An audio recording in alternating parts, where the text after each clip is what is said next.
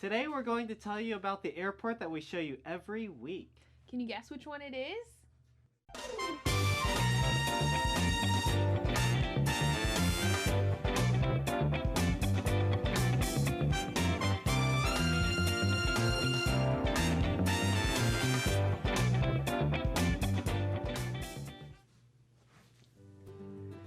Hi, welcome to Joshua and Alyssa's Around the World show. I messed that up, but that was funny. You're So welcome. anyway, glad to see you. Today we are going to show you an international airport. So the last 3 weeks we showed you some airports here in the US. Today we're going to show you one of our favorite ones overseas. And that airport is... Did you guess? Oh, Hopefully you guessed it. You Okay. didn't give them a chance to guess. they had like 20 seconds to guess. But Okay. Anyway, that is Amsterdam's Schiphol or something. I don't know Dutch, so anyway, it's the airport in Amsterdam. And so the picture that you see at the beginning of the show all the time says it right in the background, Amsterdam. So hopefully you pick that up. This is the front of the main terminal, and if you turn all the way around from where this picture is taken, you'll see the big red and white Amsterdam sign that we have at the beginning of our show. This is right inside those doors. This is actually like the baggage pickup area, and also where you check in for your flights. Kind of nice, kind of like, I don't know, it's kind of... Feels like a train station. Yeah, and it's really dark in there, even with all the natural light coming in. But it's not this isn't like really old. I'm pretty sure this is newer here. But anyway, so this is right inside. And being that it is the Netherlands, they are famous for their wooden shoes. And so they have one really big wooden shoe that you can get inside of. And so we had to do it. And I just noticed this. I never realized it had wheels on it, so you could push it around. They're really famous for wooden shoes and tulips. Oh, yeah. Hence all the tulips surrounding it. Yes. So we got inside and had our picture taken, and that was a lot of fun. Let's go back outside to the front, and not only do they have the big sign, they have this really, really big, like, beach lounge chair. And so you have to kind of jump up to get onto it. And there's no way we could get a picture of the whole thing, and this is taken with a selfie stick. So anyway, that's kind of fun. The reason we went outside and got all these pictures was because we had a layover there, and we did not realize that you cannot get past security until 4 hours before your flight. And it was like an 8-hour layover, and we had to leave security to pick up our bags and go through customs and get them rechecked. So unfortunately, we were stuck out of the main terminal for a while, so we got to enjoy the outdoors. Amsterdam is home to KLM, which is a Dutch airline, and I love the colors of their airplanes. It's so simple, but that blue is just really nice. And they fly all sorts of airplanes, and a lot of their bigger airplanes have names of like cities. And so here's a 747, and can you see the name of this airplane? City of Guayaquil, which is an airport we flew through in Ecuador. Oh, Ecuador. Yeah. So they have all sorts of, they have one, I think, named after Shanghai, and all sorts of ones. I can't remember them all, but it's pretty cool. And of course, there are lounges there. And this is one that we were able to get into, one of the nicer ones. And they had some traditional Dutch foods, which were really yummy, and some juice, which was so good that we kept drinking it. But if you can't get into a lounge, they also have some nice resting areas out there, open to the public. And so this is up on the second level. You can go and sit in one of these nice lounge chairs and take a nap. And for the kids, they also have like this colorful kind of like play lounge area just open to the public out there. And in that area, they also have a nice piano. And we didn't get a chance to play it, did we? I don't think so. I think one of our friends got a chance at one time. But the times that I walked past here, and I've been to this airport 4 different times, I did not get to play the piano because someone else was always on it. So I was really disappointed. But anyway, that's really neat.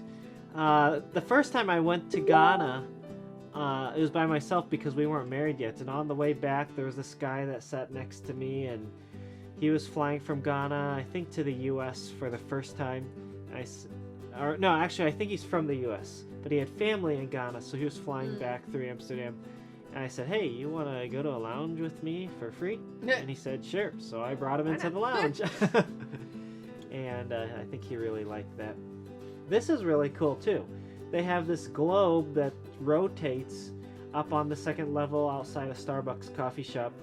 And it shows all the places where KLM flies to. Either that or all the destinations from that airport. I'm not sure which one it is. But they have all these little markers in there that tell the names of the cities that they fly to. All over Europe, for sure. Yeah, in several places in Africa. So that's really cool.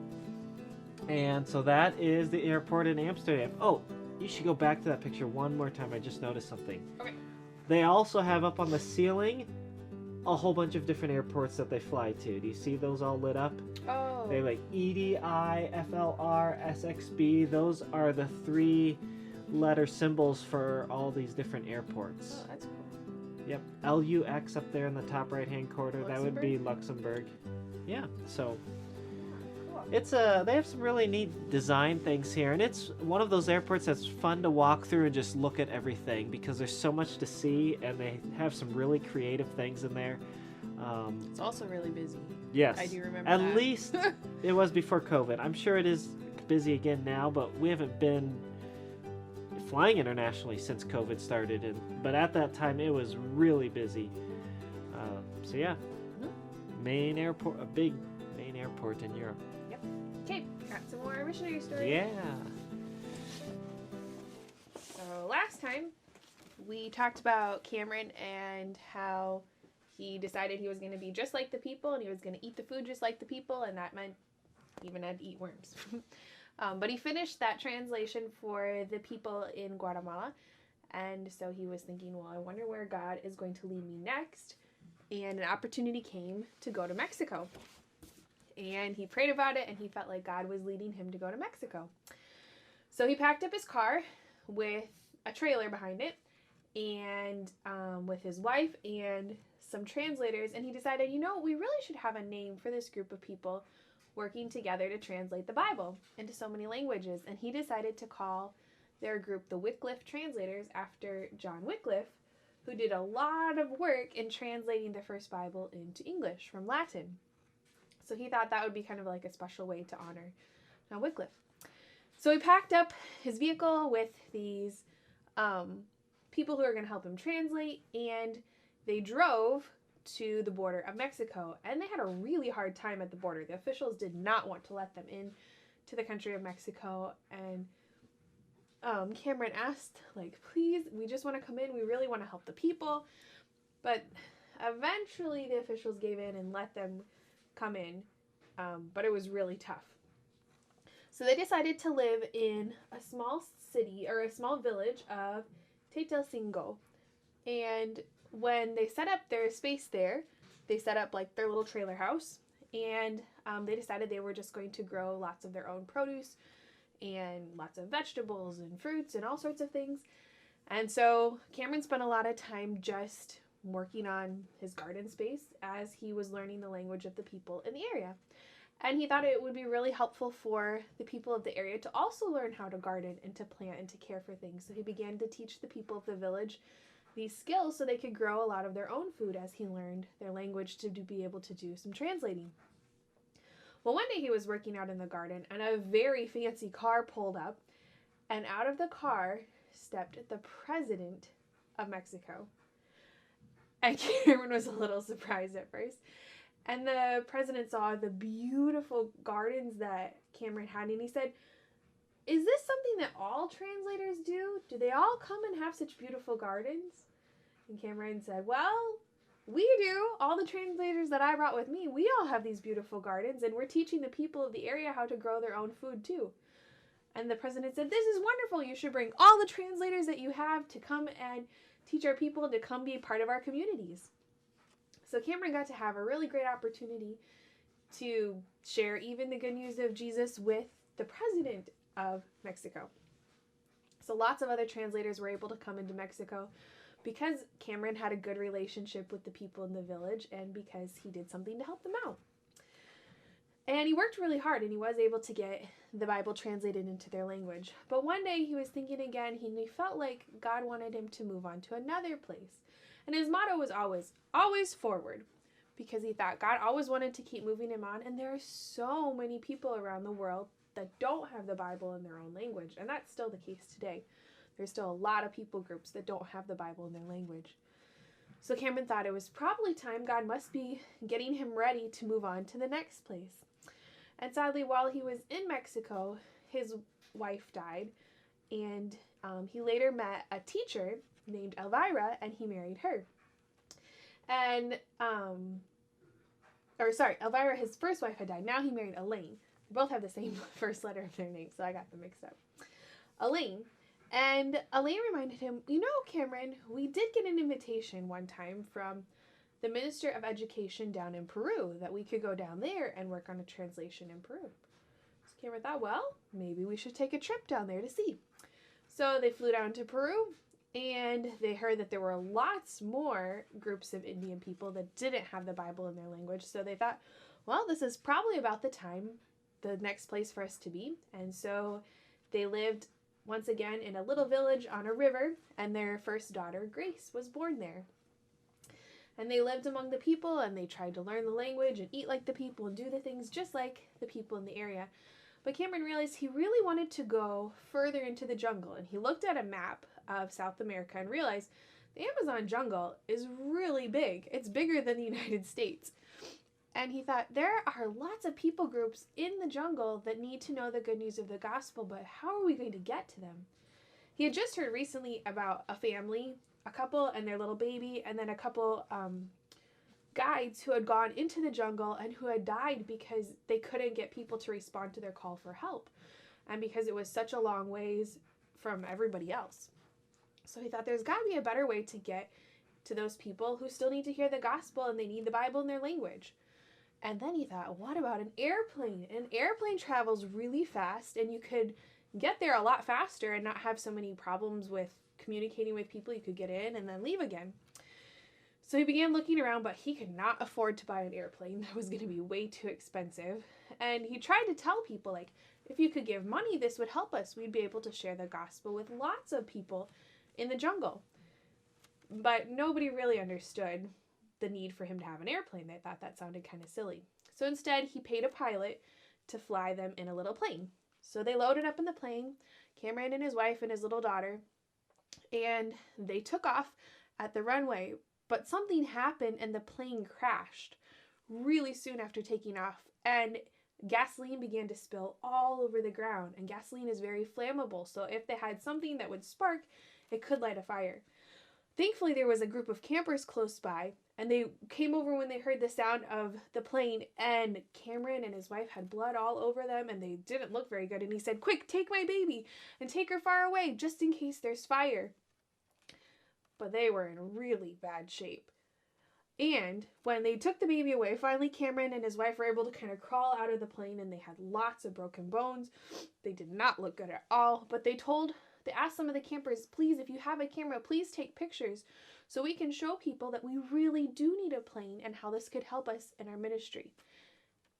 And you're going to have to come back next time to see what happens and how God works. Well, that was really abrupt. I was not expecting that. But, so he started Wycliffe Bible translators? Wow. He did. That's really interesting. I wonder how many Bible translations they've done. Kind of would be interesting to learn about. All right. Well, we are going to review the last 3 weeks of missionaries that we have highlighted. And the reason we're not waiting till next week to do that is because next week is episode 100 of Around the World. And we want to do something special for that. And so we are going to do our review today. Mm-hmm. So we are going to start off with Richard and Julia Eberly. And if you remember, he was an evangelist, traveling evangelist. Oh, with all the musical instruments. Yeah, exactly. And his desire was to go and make sure any church that wanted an evangelist to speak for meetings was able to get someone. And so he would often go to the churches that were smaller and couldn't afford to bring in like a big name evangelist. And then he also spent 11 years pastoring Faith Baptist Church in Adams, Wisconsin. And so he spent 36 years on the road as a traveling evangelist and 11 years at that church. And yes, he did have all the instruments. That was really cool to see. Now, his wife passed away in early 2011. Then he married Julia, and they have been married ever since then. And they work with children's ministries, or she worked with children's ministries at the church, and now in retirement, they still want to go out and do revival type ministries, evangelists, speaking. And so they used to do some in schools or something too, right? But then that got stopped because of COVID. Or was that somebody else? I think that might have been somebody else. Okay. But they still would like to go out and do that as God enables them. And so pray for opportunities for them to keep blessing other churches and challenging people with God's word, and helping people become closer to Christ in their spiritual walk.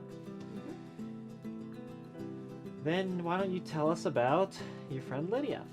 And we talked about Lydia, who is in Hong Kong, and we learned a little bit about kind of what are some fun, like kind of Christmassy traditions, although Hong Kong doesn't really celebrate Christmas quite the same.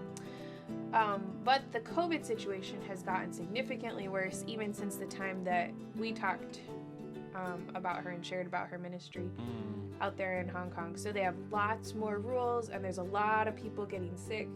But Hong Kong really hadn't had all that much for sickness from COVID until now, and now it's kind of getting out of control really fast.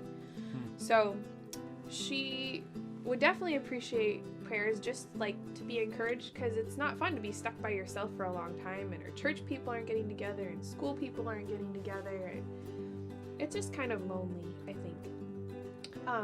So we can pray for Lydia and for her church family as they try to encourage people. And Hong Kong is a big city with lots of people, but lots of people who don't know the good news of Jesus Christ. So we can pray that the city will make it through this rough wave of COVID, and that her church will be able to encourage the people in the area. And lastly, we looked at my sister Jeanette last week, who is serving down at Missionary Acres in Missouri. And that is where she got to know the Everleys, who we showed you. And she is enjoying her time down there and is grateful for the opportunity to serve the residents down there. She said, pray that God would send more volunteers to come and help them down there. They need homes prepared for new residents who are waiting to move in. They need people who can maintain the grounds and other maintenance needs. And the church there, Evangel Baptist Church, needs a new pastor. And also pray for softened hearts in the lives of those in the community, and for wisdom and discipline for her and for the residents to go out and find those people and build relationships with them and reach them for Christ. Because, as she said, we are called to go and make disciples, and that is what she wants to do. So there you go. Those people, if you remember to pray for them, that would be really appreciated. Also, if you want to go down to Missionary Acres, let us know, because they could use your help if you are willing, whether that's for a week or whatever that might be, just a couple days. They would always be glad to have volunteers. They always have projects. Yes. Thank you so much for joining us again today, and we look forward to having you come back next week for our 100th episode, and we will see you at that time. Bye.